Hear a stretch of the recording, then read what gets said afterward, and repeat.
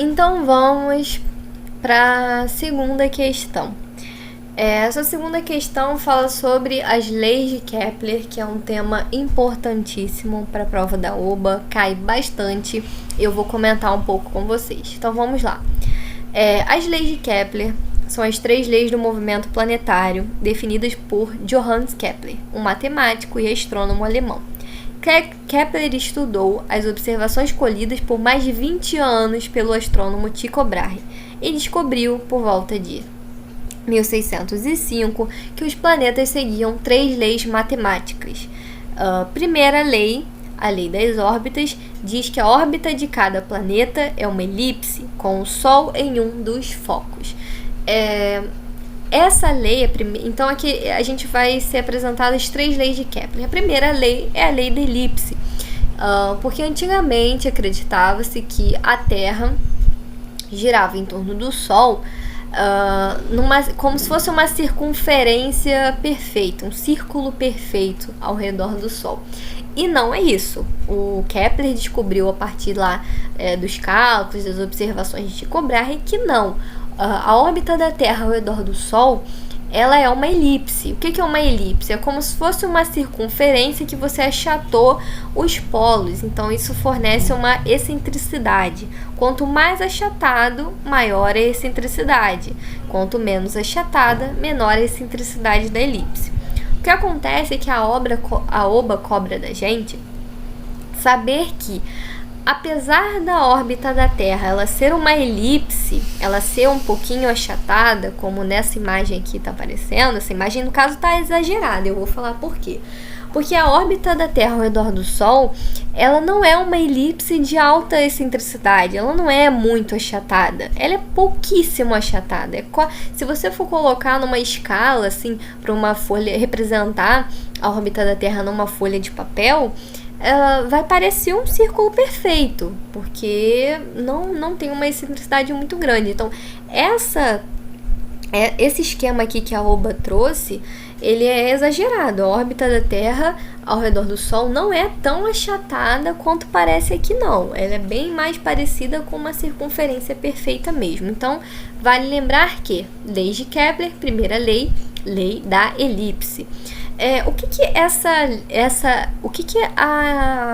a órbita da Terra ser uma elipse diz também que você vai ter um momento em que, se o Sol está em um dos focos, ou seja, eu vou até passar depois algumas imagens sobre elipse, né? Na elipse você tem 2 focos, um dos focos seria esse aqui e um outro foco seria aqui, vamos supor, mas não teria nada, é meio que simétrico. Então você vai ter o Sol aqui e a Terra vai girar aqui. Sendo que você pode perceber que nesse ponto aqui, a Terra está bem mais próxima do Sol do que aqui, nesse ponto. A distância da Terra-Sol é muito maior. Claro que aqui está exagerado, mas isso aqui acontece na vida real mesmo. Existem pontos em que a Terra está mais próxima do Sol, isso a gente chama de periélio. Então, quando está mais próxima do Sol, a Terra está mais próxima do Sol, a gente chama de periélio. E quando ela está distante, num ponto aqui, parecido com esse aqui que eu desenhei na direita, ela está no afélio. É isso que dá pra gente as estações do ano. A Terra, quando está mais próxima do Sol, no periélio, é verão. Quando está mais distante, é inverno? Não. As leis de Kepler, a primeira lei da elipse, ela não tem nada a ver com as estações do ano. As estações do ano, ela tem a ver com o eixo de rotação da Terra, inclinação do eixo de rotação da Terra. Então tá, tendo isso visto, vamos para a segunda lei. A lei das áreas. Então, primeira lei, lei da elipse, lei das órbitas. Segunda lei, lei das áreas. Afirma que a reta que une o planeta ao Sol varre áreas iguais em tempos iguais. Então, o que isso significa? Vamos supor aqui, a gente tem aqui, agosto e julho. Vou traçar uma reta aqui, agosto e julho. E aqui a gente tem janeiro e fevereiro. Você pode perceber que em julho a Terra estava nesse ponto da órbita. Em agosto, a Terra estava nesse ponto. Então, em um mês, entre julho e agosto, a Terra ela percorreu essa distância aqui, que eu vou chamar de D1. E entre janeiro e fevereiro, a Terra ela percorreu essa distância aqui, que eu vou chamar de D2. Então você pode perceber que são distâncias diferentes. Aqui parece esse D1 uma distância menor entre julho e agosto, e em D2, janeiro e fevereiro, você percebe que é uma distância um pouquinho maior. Sendo que o que o Kepler percebeu? A Terra ela vai percorrer essas distâncias D1 e D2 em tempos iguais. Então, uma distância pequenininha ali de D1, ela vai percorrer no mesmo tempo que ela percorreu D2. Sendo que o que acontece? Ele percebeu, aqui a gente pode ver que é bem semelhante a um triângulo. Então, se a gente fosse fazer a área da distância entre julho e agosto e a área entre janeiro e fevereiro, esse espaço aqui, ó, que a Terra varreu, essas áreas aqui são iguais. Então a Terra ela percorre áreas iguais em tempos iguais, mesmo que essa distância aqui, como se fosse a base de um triângulo, seja diferente. Mas o que isso influencia? Você pode pensar como que a Terra ela vai percorrer distâncias ali, essas distâncias diferentes no mesmo tempo.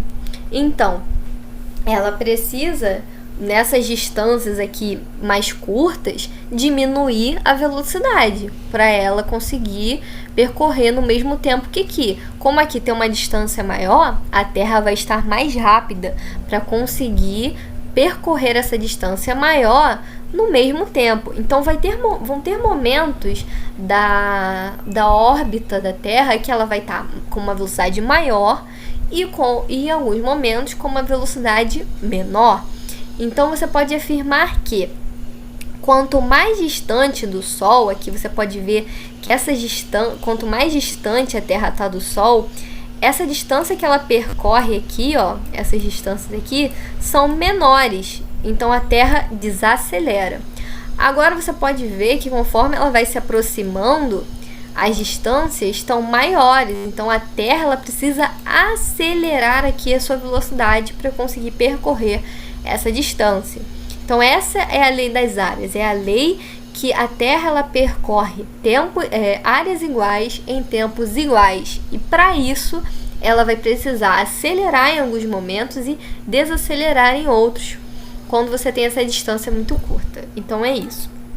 Agora, a terceira lei, a lei harmônica, relaciona o quadrado do período orbital dos planetas diretamente com o cubo de sua distância média ao Sol. Então, a terceira lei de Kepler, ela cai bastante no sentido de aplicação. A terceira lei de Kepler é o seguinte: você vai ter uma constante, a constante de Kepler, e essa constante ela vai ser igual a t ao quadrado sobre raio ao cubo. Não precisa decorar essa fórmula porque a OBA vai fornecer pra gente. Sendo que é bom, né, lembrar aqui dessa fórmula. Eu costumo lembrar que t eu tenho dois traços, então elevado ao quadrado. Agora o R eu preciso fazer esse movimento aqui, esse movimento e esse. Preciso fazer 3 movimentos para formar o R. Então o meu R está ao cubo. Isso aqui ele descobriu, analisando os dados mesmo, ele descobriu que quanto maior o raio, o que é esse raio aqui? Ó? Ele fala que o raio, ó, é a distância do planeta ao Sol. Então, quanto maior a distância do planeta lá do corpo ao Sol, maior vai ser o seu período. Então, os corpos que estão mais perto do Sol eles vão girar em torno do Sol mais rápido, o período de translação deles ao redor do Sol é mais rápido do que aqueles que estão mais distantes. Então você pode ver que Vênus, Mercúrio, eles giram em torno do Sol mais rápido do que a Terra. Então, e se você for afastando, você vai ver que Netuno, Urano, eles giram em torno do Sol de forma mais lenta. Porque aí, lendo aqui de novo, essa lei harmônica relaciona o quadrado do período orbital dos planetas aqui, período de translação, quanto tempo demora para o planeta dar uma volta completa ao Sol, diretamente. Então, quanto maior um, maior o outro. No caso, a distância média ao Sol. Então, o que a gente precisa lembrar? Lei das órbitas, elipse. A órbita da Terra é uma elipse de baixa excentricidade. E o que essa elipse ela diz pra gente? Que você vai ter um periélio, que você vai ter um afélio, um momento que a Terra está mais próxima do Sol e um momento que ela está mais distante. Segunda lei das áreas iguais em tempos iguais. Então isso influencia o quê? Que a Terra em alguns momentos ela acelera e em outros ela desacelera. Agora a terceira lei é a lei de translação e distância ao Sol. Quanto maior a distância do corpo ao Sol, maior a distância do planeta ao Sol, de forma mais lenta ele vai dar essa volta completa. Então, quanto mais próximo do Sol, mais rápido aquele planeta ali, vai fazer a volta dele, vai fazer a translação.